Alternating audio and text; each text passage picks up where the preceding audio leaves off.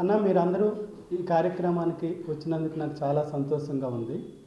ముఖ్యంగా ఏంటంటే ఇది ఎలక్షన్ ముందు సుమారు ఒక 20,000-30,000 మందితోటి మన ఉత్తరాంధ్ర పబ్లిక్తో కలిపి ఒక మీటింగ్ పెట్టి ఎలక్షన్ ముందే పబ్లిక్ ఇది గవర్నమెంట్కి తెలియచేయాలన్న ఆలోచన ఒకసారి డిస్కషన్ మన మిత్రులతోటి సుభాష్ గారితో కానీ మా బ్రదర్ వర్మతోటి కానీ డిస్కస్ చేయడం జరిగింది. తర్వాత మళ్ళీ ఎలక్షన్ దగ్గర పడడం ఫాస్ట్ మూమెంట్ అవడం వల్ల అయినా ఎప్పుడైనా సరే మన కార్యక్రమం ఎలక్షన్ తోటి ఒక్కటే కాదు కదా, తర్వాత నెమ్మదిగా చేద్దామన్న ఉద్దేశంతో ఆ రోజు ఏదైతే కార్యక్రమం అనుకున్నాం అక్కడితోటి పూర్తిగా ఆ రోజుకి ఆఫ్ చేయడం జరిగింది. తర్వాత గత టూ డేస్ బ్యాక్ నుంచి కూడా డిస్కస్ చేస్తున్నాం. మన ఇక్కడ ముఖ్యంగా పద్మారావు నగర్లో ఉన్నటువంటి మీరందరూ తూర్పు కాపులు అనుకుంటా, తూర్పు కాపులకి ఎక్కువ ప్రాబ్లమ్స్ అది అవుతున్నది అనేసి మన సుభాష్ అన్న చెప్పడం జరిగింది. అయితే ఒక తూర్పు కాపు గురించి కొట్లాడడం జరిగితే అక్కడి వరకు ఉండిపోతుంది.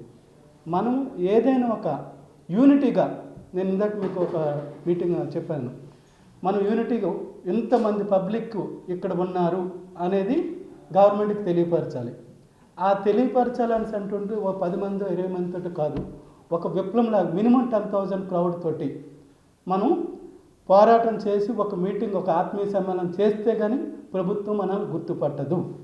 ఇంకొకటి, ఈ హేళన వీడు మాట్లాడుతున్నాడు వాడు మాట్లాడుతున్నాడు అదంతా అమాయకంగా ఉన్నంత వరకే. ఈరోజు మనం ఎక్కడైనా సరే తెలంగాణలో ఉన్న ఒకటి, ఆంధ్రాలో ఉన్న ఒకటి, జస్ట్ ఏంటున్నప్పుడు పోరాబాయి పోలీసు మనం ధైర్యంగా చెప్పొచ్చు. మీరు ఎప్పుడు నేను ఉత్తరాంధ్ర నాకు మనకన్నా ఫ్రీగా పైసలు ఇస్తున్నాడా, పని చేయకుండా పైసలు ఎవడని ఇస్తున్నాడా? ఇవ్వట్లేదు కదా. మనకెందుకు భయం? తప్పు చేసినోడిని చెప్పు తీసుకొడదాం, అందులో నో డౌట్ ఎట్ ఆల్. ఎప్పుడు నేను ఇక్కడ మీతో మ్యాక్సిమం టచ్లో ఉంటాను. ఈరోజు 20 మందితో ఉంది, ఇంకొక నెల రోజుల్లో 10,000 మందితో అవ్వాలి. నెక్స్ట్ సెకండ్ థర్డ్ మీటింగ్ అయ్యేసరికి మినిమం 50,000 మందితోటి ఈ సంవత్సరంలోనే ఒక 2-3 మీటింగులు పెట్టుకుంటే గవర్నమెంట్ కానీ పబ్లిక్ కానీ ఎందుకు దిగిరాదనేది నా ఉద్దేశం. మీరందరూ నా ఆలోచనతో మీరు ఏకీభవిస్తారని కోరుకుంటున్నాను. నెక్స్ట్ ఇంకోటి ఏంటంటే, ఈ ఒక్కటనేది నా ఉద్దేశం కాదు. ఇప్పుడు నేను ఏమన్నానంటే, దేవుడి దయ వల్ల మీరు ఒక పొజిషన్లో ఉన్నారు, నేను ఒక పొజిషన్లో ఉన్నాను. నాకున్న అనుభవం కానీ, నాకు మీడియా పరంగా కానీ, నేను ఒక ప్రెస్ మీట్ పెట్టానంటే అన్ని ఛానల్స్లో వస్తుంది. లేదా నేను ఏ కార్యక్రమం చేయాలని అనుకుంటే ఒక కార్పొరేట్ స్థాయి నుంచి ఒక మినిస్ట్రీ స్థాయి వరకు కూడాను వెళ్ళగలిగే శక్తి నాకుంది. శక్తి ఏదో మనం వచ్చి జస్ట్ ప్రజెంటేషన్ కాదు, నాకు ఈ పని కావాలంటే నేను కంప్లీట్ చేసుకొని వస్తాను. At the same time government పరంగా ఎక్కడికి వెళ్ళి కావాలని, నాకు ఈ పని కావాలంటే నేను ఎట్టి పరిస్థితుల్లో వాడు వదిలిపెట్టే వాడు అంతా చూస్తా. ఇప్పుడు ఒక మా ఫ్యామిలీ ఒకరికి, మా వదిన గారికి ప్రాబ్లం అయితే వాడు హాస్పిటల్లోని ప్రైవేట్ హాస్పిటల్లోనే 4 lakhs చెప్తున్నాడు.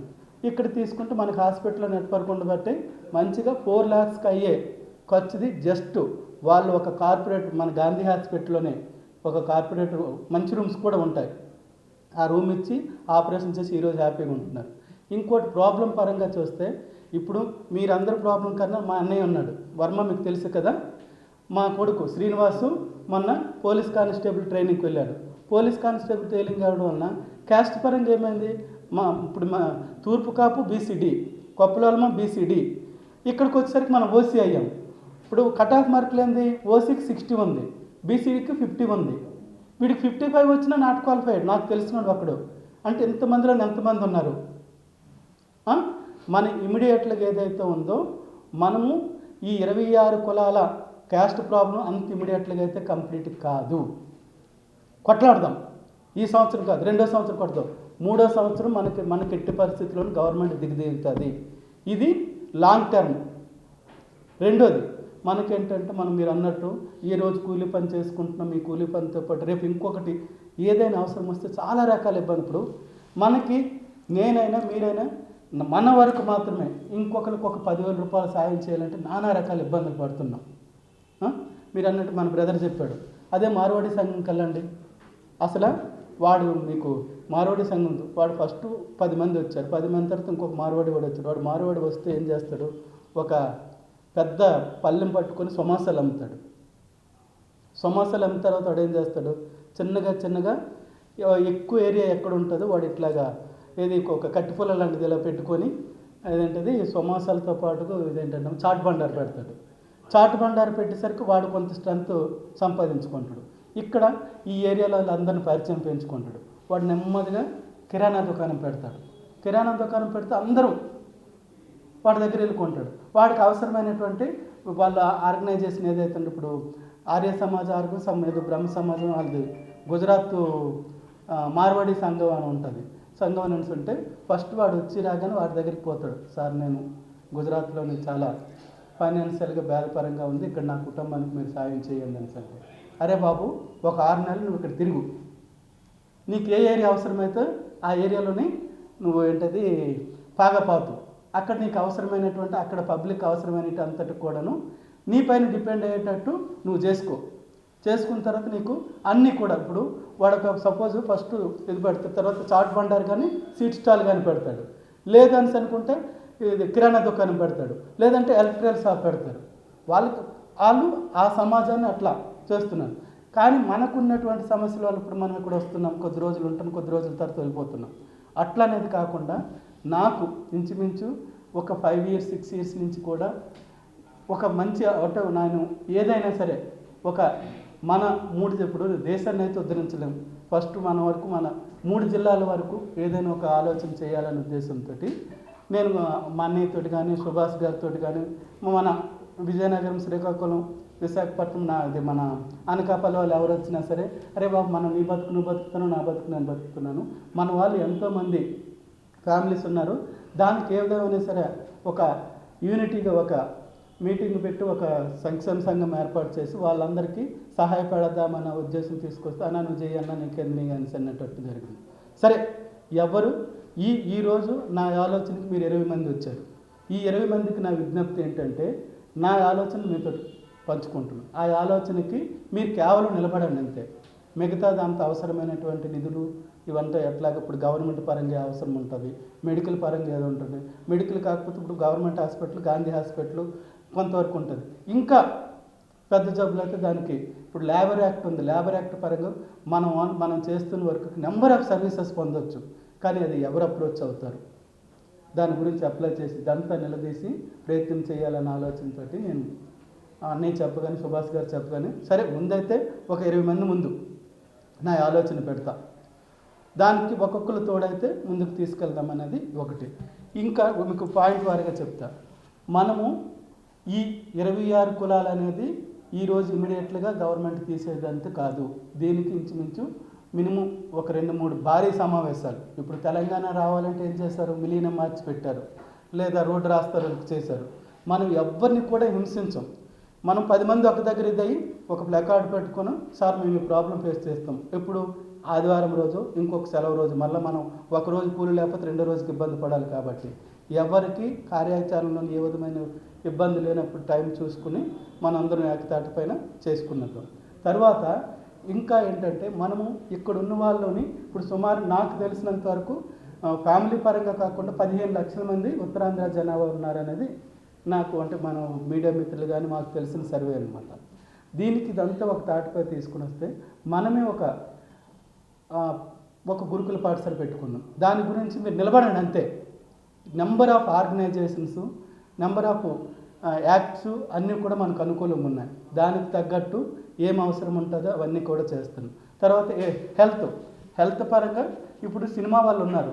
సినిమా వాళ్ళకి ఏంటంటే ఇన్సూరెన్స్ కంపెనీ వాళ్ళకి ఇన్సూరెన్స్ తక్కువలోని ఇప్పుడు వాళ్ళు ఏంటి మా అసోసియేషన్ ఉంది, మా అసోసియేషన్ వాళ్ళు ఏం చేస్తారు, సుమారు వాళ్ళ కమిటీలను 1000 మంది 1500 మంది ఆర్టిస్టులు ఉన్నారు. 15 మంది మామూలుగా ఒక 10 లక్షల ఇన్సూరెన్స్కి అయితే 20,000 రూపాయలు అంతా కట్టాలి.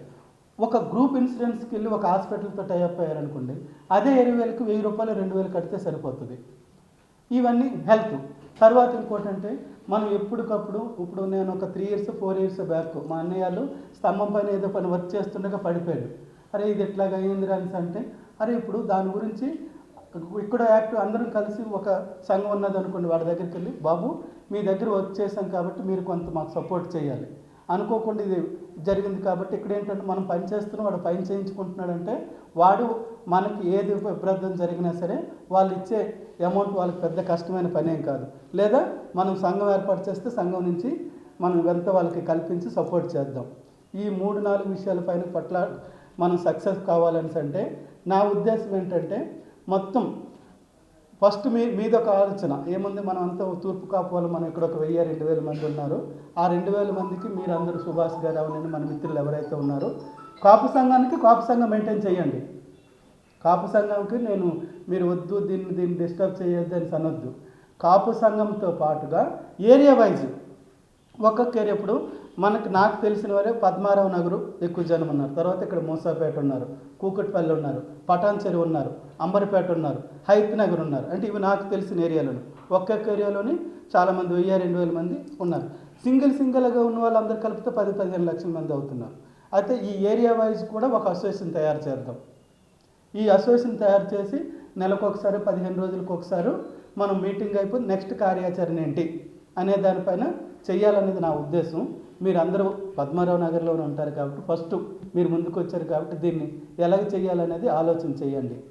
ఇంకొకటి, మనకెప్పుడు కూడా ఏది చేసినప్పుడు కూడా ఫైనాన్షియల్ పరంగానే ఇబ్బంది కాబట్టి మీరు ఫైనాన్స్ పరంగా ఎక్కడ ఏది ఏమైనా సరే మీ సపోర్ట్ జస్ట్ అటెండ్ అవ్వండి అంతే. ఫైనాన్స్ పరంగా నాకున్న కంపెనీస్తో కానీ నాకున్న పొలిటికల్ సపోర్ట్తో కానీ ఏ రకంగానైనా సరే మనకు అవసరమైనటువంటి నిధులన్నింటినీ నేను తీసుకొని వస్తాను. ఇది నా ఆలోచనకి మీరు మనం ముందుకెళ్దామని అంటే ఇంకొకసారి ప్లాన్ చేసుకుంటూ ముందు ప్రాంతాల వారిగా ఎంతమంది ఉన్నదని ఒక సర్వే తీసుకున్నాం. సర్వే తీసుకున్న దాని తర్వాత ప్రాంతాల వారిగా కమిటీలు, ప్రాంతాల వారిగా సంఘాలు వేసుకొని ఆ సంఘాల president, secretary, vice president, general secretary, committee members వేసుకున్నాం. వీళ్ళందరూ కూడా మనం మళ్ళీ ఒక కమిటీ ఏర్పాటు చేసుకుని తరోవరుగా ఏర్పడుతుంటే మనకు అవసరమైన నిధులన్నిటిని నేను తీసుకొని వస్తాను. ఇది క్లియర్. ఇప్పుడు మనకంతా ప్రాబ్లం ఏంటి, నేను 1000 రూపాయలు పెట్టాలి, 2000 పెట్టాలి అనేది కూడా మీరు కనీసం మీ మెంబర్షిప్ డీటెయిల్స్ మాత్రమే ఇవ్వండి. మిగతాది సింగిల్ ఎన్పి కూడా మీ నుంచి నాకు తీసుకోవద్దనేది ఆలోచన. ఏదేమనంటే ఇప్పుడు దీని అంతటికి కూడా కమిటీ జస్ట్ నేను ఒక గైడ్ లాగా మాత్రం ఉంటాను. దీనికి ఒక president, secretary, vice president, general secretary ఏదైతే ఉన్నదో దాన్ని ఒక రూట్ ప్రకారం ఏదో ఉంటుంది, నాకు తెలిసిన రూల్స్ కానీ మీకు తెలిసిన రూల్స్ కానీ తరోవరుగా డిస్కస్ చేద్దాం. ఎవరు దీనిపైన ఉందో, ఎవరు యాక్టివ్గా ఉందాం.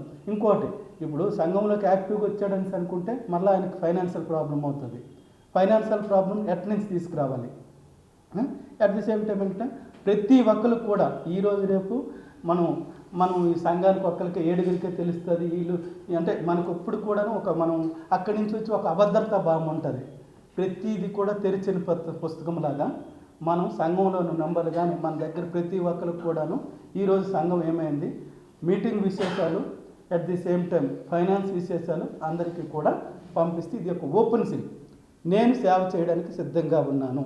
నేను ఈ హైదరాబాద్ వచ్చినప్పటికీ ఈ రోజుకి నాకు ఒక దేవుడి దయవల్ల ఒక మంచి పొజిషన్లో ఉన్నా కాబట్టి నాతో పాటు నాలాగా నా ఉత్తరాంధ్ర జిల్లా ప్రజలందరూ ఉండాలన్నది నా బలిష్టమైన కోరిక.